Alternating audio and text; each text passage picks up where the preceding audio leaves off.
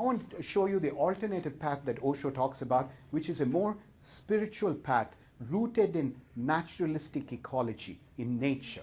So this says that Osho reminds us that we construct things as opposites because we are victims of language. Language creates opposites. For example, if I give you the Webster dictionary, or any dictionary for that matter, and I ask you, what's the opposite of the word peak? What would you tell me is the opposite of the word peak? Valley.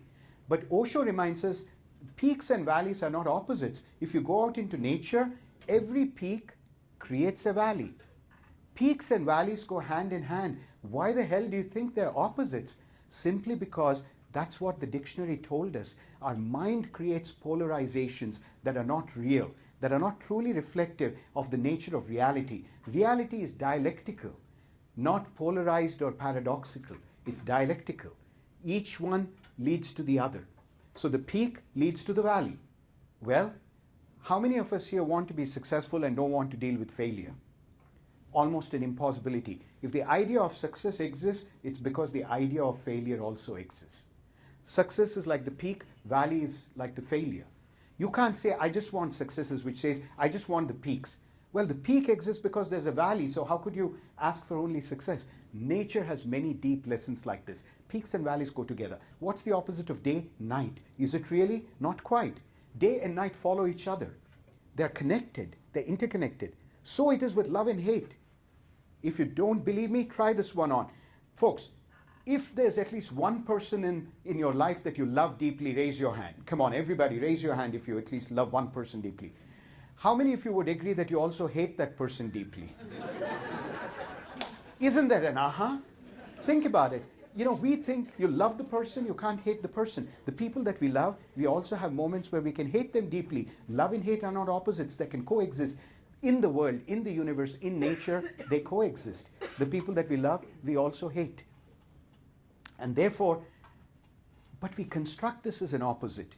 Those things can occur together. And of course, in life, I don't think many marriages would happen, which means many divorces also wouldn't happen as a corollary.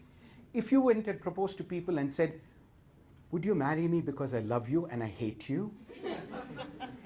The opposites are not really opposites. They're complementarities. But language creates those opposites.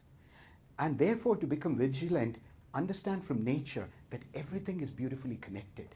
But without access to that wisdom of the fundamental interconnectivity of everything, everything is flowing into everything, we create these inner wars. We start fighting with parts of ourselves. A piece of homework for you from the seminar, go home and think of all those struggles, those parts of you that you haven't accepted fully. Because love is the engine of healing. If you can love yourself at a very deep level for who you are, just the way you are, there's a tremendous inner revolution happens, and from that place of inner acceptance, many of your secondary level symptoms will just dissipate. But that's the fundamental relationship that is broken in our life. And it's broken because so much of the parental love that we receive is really not unconditional love. It is very conditional. It is very temporary. People will even punch you in your face when you're a child and say it's because they love you. Go figure, right? And we rationalize. And it's so conditional that often we have made our sense of self-acceptance dependent upon something. And therefore we don't give ourselves the luxury of accepting ourselves just the way we are, with all our faults and limitations. Imagine, think about ever since childhood, would you agree that the number of internal messages that you've received are more negative than positive? The way you hold your fork is wrong, you're spilling your food while you're eating, why aren't you wearing your apron properly? I've been trying to toilet train you and you just chat your pants. You don't talk to your neighbors in a friendly enough way, and you don't share your toys. What is wrong with you? And why are you late again to school? Why didn't you make your bed when you woke up? If you add up the sum total of communications directed at you, how many of you would agree that there's a serious imbalance in terms of criticisms to affirmation? It is no wonder that most of us hate ourselves. One of the themes that I explore in my classes is the manager as a healing presence. How many of you would agree that in these turbulent times, people that you meet are under tremendous levels of personal, financial, emotional, marital stress? You just don't know what people are going through. They're in tremendous pain. And If you can be a healing presence to them, it's just amazing. What a healing environment you can create in your workplaces. But you cannot be a healing presence to anybody unless you healed from these own wounds, your own wounds yourself. You have to deal with these psychological injuries that you carry from childhood and love and accept yourself for who you are. Because when you bestow love and compassion upon yourself, a healing process starts. And then you become a very gentle person. I've seen people go through this revolution of inner consciousness. When they start accepting and loving themselves, the way they look at you is different. The tone modulation of voice acquires a softness. They become very graceful in even how they shake hands with you, how they give you a hug. Your entire inner configuration undergoes a dramatic transformation of an acceptance. Here again, I want to distinguish between two different paradigmatic differences. There is the paradigm of perfection upon which most of our Western education is based. It's the idea that there are parts of you that are good and there are parts of you that are bad. Your job is to consolidate the good parts and to change the bad parts. So you declare a war on the bad parts and you try to eliminate them. You become perfectionistic. How many of you here have had enough, have suffered enough in life from your own perfectionism? Raise your hand. You've known the pain of perfectionism. A very gentle alternative is called the path of totality. It comes from the Eastern tradition of Taoism founded by Lao Tzu and people like that.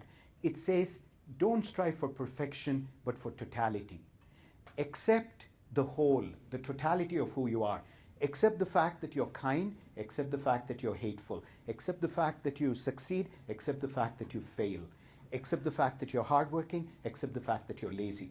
Accept both sides. When you can embrace yourself in your totality, and you start becoming very compassionate and peaceful, and that inner peace enables you to transcend the duality. The challenge is to transcend the duality. The duality is constructing these opposites, love and hate. If you can accept both of them, you rise. It's almost like, imagine two bases of a triangle, love and hate, right, in opposition. You actually go to the apex and occupy a position where you've transcended the duality. You can see the part of you that's hateful, see the part of you that's loving, and gently accept both. How many of you can feel that when you accept the part of you that is hateful, that hateful part itself will start losing its sharpness and will become loving? How many of you were tracking with me there, right? And that's what happens. Acceptance, self-acceptance, helping children around you. Spread this among your families to help people accept and love and enjoy themselves for who they are.